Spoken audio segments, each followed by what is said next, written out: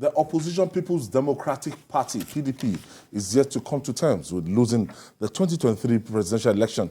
The senator representing Ebonyi Central at the National Assembly, Obina Ogba, said the PDP deserved to lose the elections because of management of its affairs by the National Working Committee, NWC.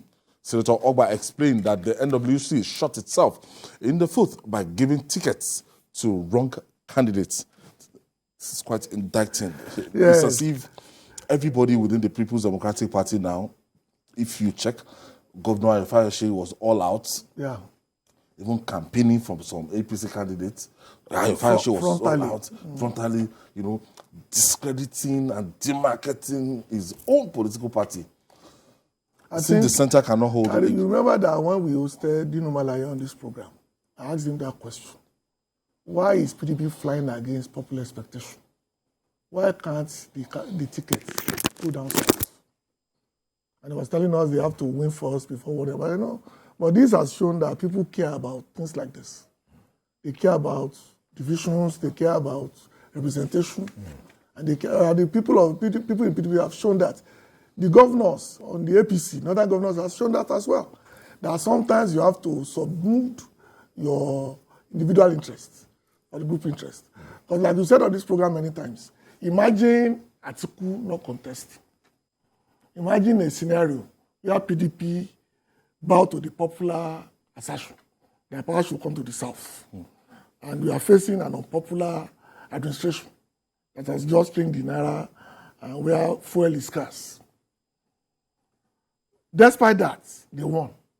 And that's simply because people expected all over Nigeria that power should go to the south. In whatever shape or form, they may not know. But they just assume that the major players at that point in time should be southerners. And by buckling the trend, PDP split into 4, was it 3? Solely because of that, no other reason. Because Kwankwaso will have followed the popular will if party has put their foot down that this thing is going to the south. And nobody else can change that. Once that has been resolved, every other good things will follow. That's why I said this is just medicine after death. Because we all know, it's not rocket science, that this is what's going to happen if you don't put your house in order. The split was into 4 or 3. They could not bring back people that they sent away. They could not manage simple matter of working with your governors. And this is where we end up. So expect this to come up more and more after the final judgment of the Supreme Court, whichever way it goes. This level of recriminations and killing will continue until the next election. And I hope they've learned their lesson.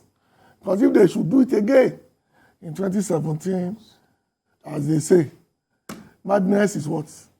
Insanity is doing the same thing and expecting a different result. I think the People's Democratic Party, they will really need to sit down and rebrand that party. Yeah. Because when you look at the statistics, I just went through this course, even the candidates in Lagos State, since 1999, you had 69,000 votes, and that's quite abysmal. And they've never performed that as woeful as that in this state since 1999. There are some states, when you go to Kano State, and you look at the score of the People's Democratic Party, and meanwhile, they did well in some other core northern states, but against expectations. PDP won in Kaduna, PDP won in Katsina, PDP won in Jobi, states that had even invisible. Almost the entire northeast. Do you understand? But those areas that you think that, they will do well, they didn't do well. And if you look at the total figure, you discover that, look, this is a party that is not like the oldest party that has been established since 1998. I think PDP has the best opportunity any party could have in this country. But the party mismanaged the opportunity. It came to power as a formidable organization, a formidable political party in 1999. And in fact, its leaders were boasting that they were going to rule for 60 years. And of course, the first 16 years of democratic experience in this country, the PDP was in charge, fully in charge. But I think the party could not understand the changing dynamics, in the political space. And it could not reorganize itself to meet. Let me quick pick this call. Olaya is calling us from Abuja. Thank you for joining us, Olaya.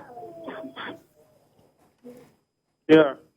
Good evening, and I would like to make my contributions. Go ahead, Olaja. Yeah. Good evening, and I would like to make my contributions. Actually, firstly, on the base of the PDP, how they were able to lose the elections in the just concluded elections. However, there are many things that affected in the PDP, which caused their losses. And however, let me start from here. And they have a lot of issues which started from their primaries. If you look at the mechanisms, how the primaries were being conducted. And even though, if you look back, prior to convention, prior to their presidential conventions, if you look at the party conventions, which produces the chairman, the IU. And fortunately, IU was the chairman, and he made a statement that if at all that the candidate emerges from the north, him is going to relinquish his positions, which were the statements being held by the G5 governors, which led by the governor of Rivers State. And that's the first thing. And the second thing is that when, even in 2019, I think it's 2019 PDP that started getting it wrong.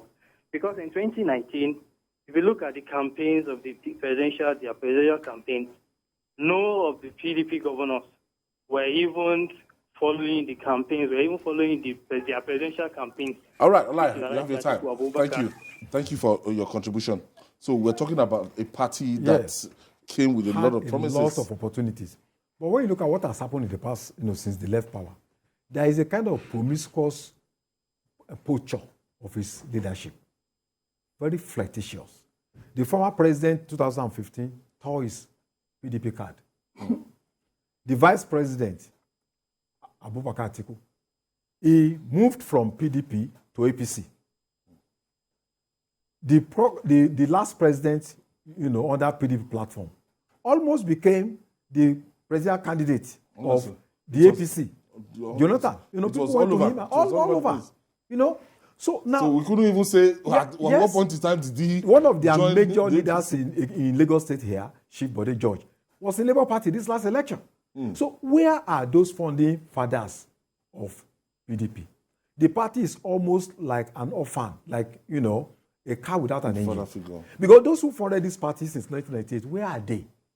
So if there are no moral models, if there are no national figures, G34, where are they? Professor Jerry Ghana, all of them, where are they? They've left. So who are those people that are now claimed they are the main stakeholders, in that party? And that's why this last election, there was that assumption that political traditions will always remain the same. Voting pattern will almost remain the same. So I thought that, at the party leadership, we should look at the changing sociology, changing pattern, at the mood of Nigerians. That people wanted power to come back to the south. But they were adamant. Imagine if Atiku, if we have had Peter Obi and someone else, let's say even Atiku and Peter Obi, or Obi and someone else, combine the votes of Labour Party and PDP, we will have seen that APC will have been in trouble. But they never did that. So everybody was just fighting for its own ambition. So, and you see, they usually abandon the party and come back only about maybe 6 months before the election. And, running a party means it's an institution. You need to build it consistently. It shouldn't be a seasonal thing. That's only when there's an election, then you come back together and then start talking about the party. So I think they are not careful. The party is on its last trip to the cesspool of history. Unless there are genuine people that come back to say, okay, let's bury our differences. Look at Wike, a very strong lion like that. You trim aside, it doesn't matter. Look at the governor of Oyo State. Look at the governor of Benue. These are very, important people that have strategic importance to the party. You say they don't matter. The party chairman, Ayu, that was supposed to have left. So look at how he now left after the election. So at the critical moment that you need to leave that seat, you sat down there. Causing a lot of division, a lot of crisis. So I think the PDP is its own albatross. It's its own major problem. And unless there are genuine people that come back and say, look, we have messed up this thing, let us come back together, If not, the party will destroy itself at the end of the day. In terms of a party that can, stand, face to face with the All Progressive Congress, it's just this PDP, in terms of reach, in terms of network, in terms of membership. They are not putting that strength. That's why you have a fragment in NNPP, have another one in Labour Party. You have them all over. For two reasons. You must understand that PDP is essentially a vehicle to get power by people who thought they own Nigeria. I call them Board of Nigerian PLC. And you and I know that the Asiwaju Bola Ahmed Tinubu presidency will be the first time that the military interests in our politics will not be as profound as it was in 1999, 2003, 2007. Not only because those retired generals, because most of them are really getting out of, they are very old now. Most of them are wheelchair. Also because sooner or later, the young thugs will ask questions and they will move forward to take power. And the same thing will apply to the Asiwaju generation as well. Sooner or later, people of our generation too will ask, why can't we do it? And then those, it's a generational thing. Young people will always assume power, whether you want to let go or not. So I think the problem with PDP is the fact that they were so sure of their pedigree that they don't think they need to work hard to earn that name. They just assume it's PDP now. We will always win. The North will always be with us. The East will always be with us. Well, the East is no longer with them. They found a new husband. And the North is divided along the religious line, which to me is dangerous, but which is also the reality that we face as a people. So for PDP to be relevant now, the umbrella philosophy must come back to also mean fairness. Because nobody in his right mind will tell you that what happened this year with the way Atiku emerged was in any way justifiable or fair. And that's why they have the battle that they had. Because if something is on the platter for you for the picking, and then you decide to become petty, and now you share the spoils,